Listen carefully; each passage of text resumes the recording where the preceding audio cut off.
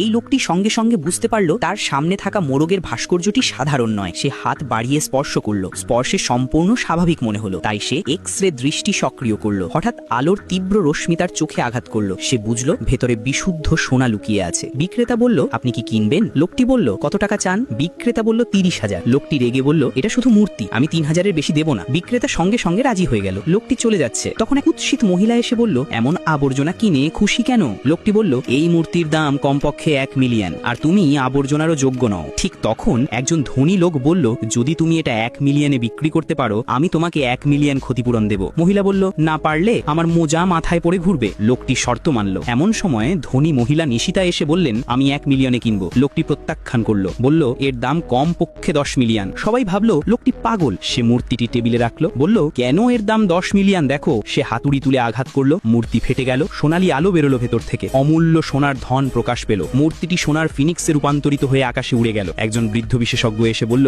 আমি 30 মিলিয়নে কিনবো। মহিলা বলল, আমি 60 মিলিয়ন দেব। লোকটি রাজি হয়ে গেল। মহিলা 60 মিলিয়ন মূল্যের ব্যাংক কার্ড দিলেন। লোকটি পোর্টালের মধ্যে প্রবেশ করলো এবং মুহূর্তেই উধাও হয়ে গেল।